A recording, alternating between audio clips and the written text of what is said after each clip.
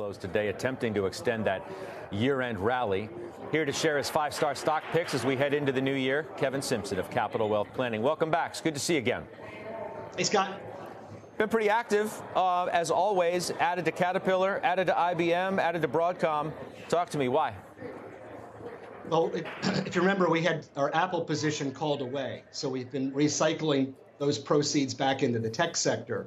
We have a little Cisco. We like IBM, old school tech, 4% dividend. It seems like they're finally getting into the AI game. They figured out a way to utilize Red Hat from a profitability standpoint.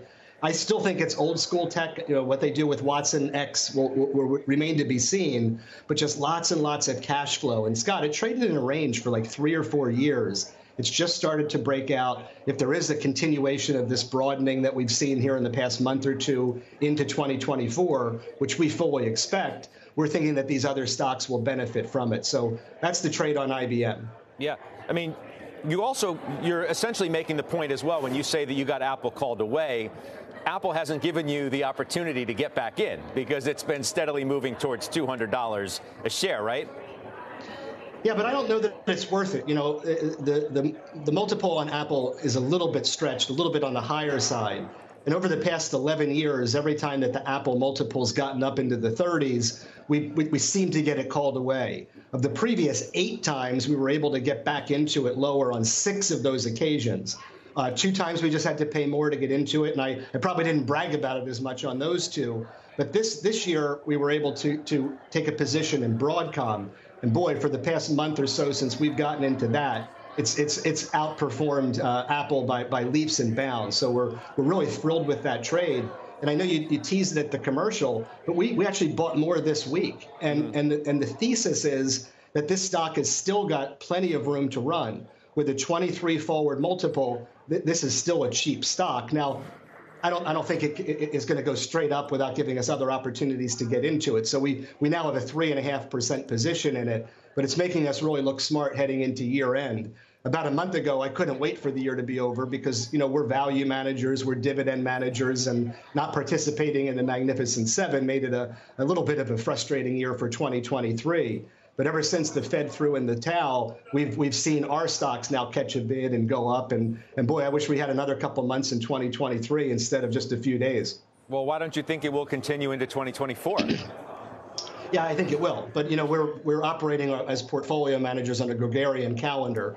So if I could put more returns into 2023, the better. You want to stuff the stocking a little bit. I hear you. Give our shareholders something to smile about. Yeah. Are you more, I mean, I don't know. I want to make the leap and suggest that you sound to me to be more bullish than you've been in many, many, many months. Yeah, 100%. Once the Fed pivoted, it's a game changer because it's really tough for me in my space to make money when rates are going up. And what we needed, the first thing we needed was for them to stop raising rates. And we got that. And the stock market has responded, you know, as we all see.